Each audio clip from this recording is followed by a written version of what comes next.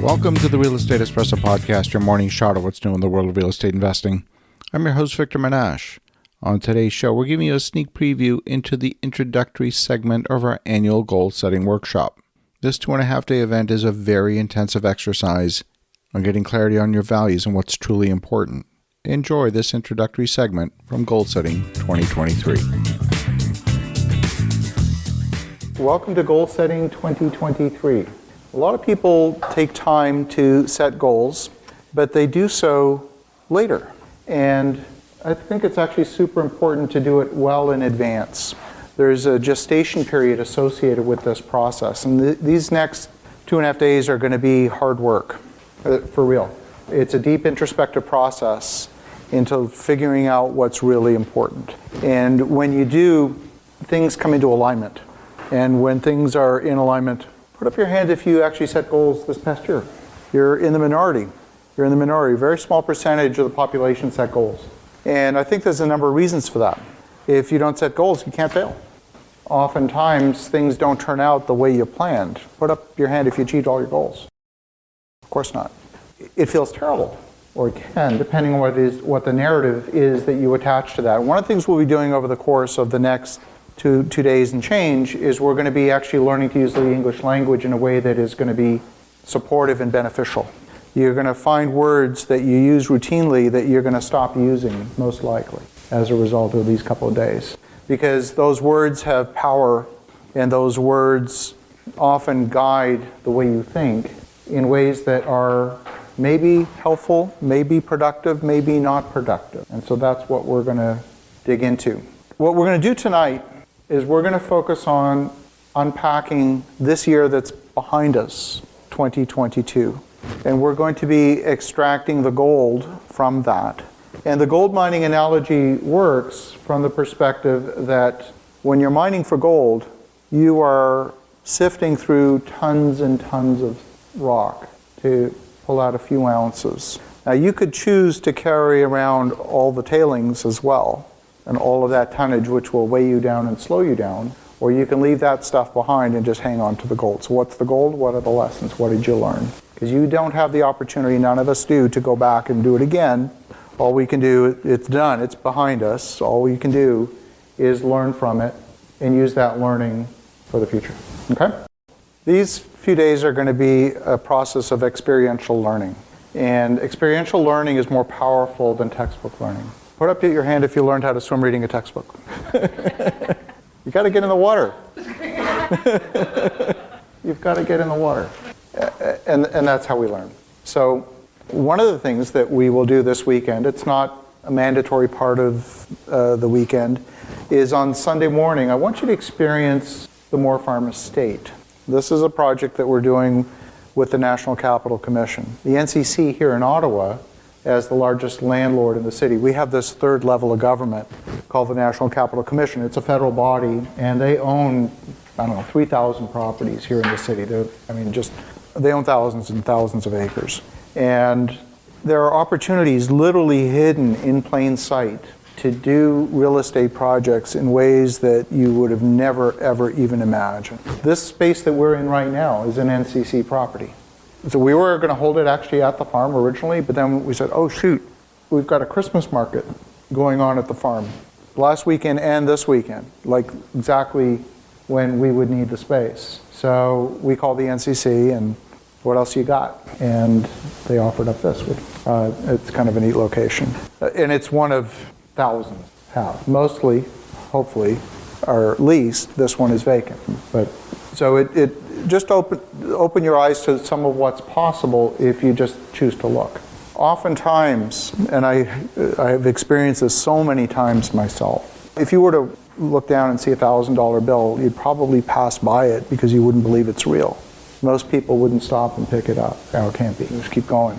And yet, those types of things do surface. That's the story of Norris Ranch. Some of you know the story, some of you don't. But we just acquired in the last 40 days 1,783 acres on the edge of Colorado Springs. This property is a perimeter of 7 miles. At first when Amy brought that property to us, we were dismissive of it. There were all kinds of excuses. I had excuses. Oh, it's too big, it's too whatever. And here we are. So it's also a process of opening your eyes.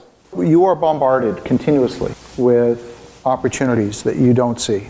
And we filter all of that out of a need for self-preservation, because you're constantly being bombarded. You're being marketed to continuously. Like there are logos even all over this room that you tune out.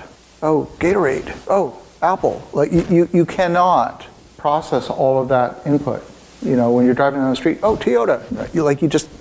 You have to filter it out. So it becomes an exercise in learning how to bring things into focus that you actually want to see, so that you're prepared to see them when they do surface. An excellent example of that for me is my relationship with George Ross. I had an opportunity to meet George, but I almost didn't take it. And I'm glad I did take it. And those things happen continuously. But if they're not in focus, if you don't allow them to come into focus, you just let them pass by. And so that's part of what these couple of days are going to be, is bringing things into focus so that you're very deliberate, very intentional about what you choose to let in and what you're going to filter out. Tomorrow, we are going to be focusing on, and this is all in your book, values alignment. And we're going to be learning to dissect words that sound very similar, that sound attractive. And this is an exercise in choosing the best. I think it was Stephen Covey who said, the best is the victim of the good. And what does that mean? Good things are just that, they're good things. They can be seductive. And when you get tied up doing good things, you're actually not doing the best things. So it's an exercise in raising the bar, raising your standards so that you don't do good things. And it sounds weird to say that, but you don't want to do good things. You only want to be doing the best things. So I'm very fond of saying there are 4 answers to a yes-no question. There's a no, there's a maybe, there's a yes, and then there's hell yes. And the question is, how often do you use any of those other states? And we're going to cast the net very, very wide. So you look broadly at what is possible. And then, since you can't do everything, you can get anything you want. You just can't get everything you want. My friend and mentor Nito Kubain taught me that. You can get anything you want. You just can't get everything you want. You have to choose. So we're going to then start to filter that down. We're going to figure out how to write goals in a manner that are going to be useful for us. And then we're going to then do more work on day 3, on Sunday, on, again, filtering even more, writing your goals, doing some visioning exercises. The visioning exercises are so powerful because that's part of what gives you the ability to bring things into focus when the opportunity presents themselves, okay? And then we're going to be doing the things that are necessary to get you successful. We'll be doing basically this book, how to create the environment that will make you successful. Because you need 3 things in life. You need the knowledge, and if that's all you needed, everyone's got internet access, we should all be billionaires. Anyone with access to Google should have it made. So that's clearly not the ticket. Then you have the folks that say, well, it's your mindset. That's your problem. Go get yourself some mindset. You're messed up in the head, right? You know those folks, right? Those coaches that are out there. Well, yes, that is important. You need the emotional fortitude to figure out how to overcome things when things get difficult. That's absolutely true. But that's not enough. The third thing, and this is the most important, this is where it's at, is getting in the right environment. That's the most important. That is the game changer. Getting in the right environment. So why is it, I use this example frequently, why do all the elite figure skaters in the world train out of one of 2 rinks here in Canada, one in Montreal, one in Burlington, Ontario? They have ice in Japan. They do. Why would they train here? It's environment. Why? I have a spin bike at home. Why would I get in my car, drive 15 minutes to the gym, and go into a room with 30 spin bikes with an instructor at the front? I don't need the instructor to tell me how to operate the bike. I will just get a better workout in that environment than I will at home by myself in a dark room. It's all about environment.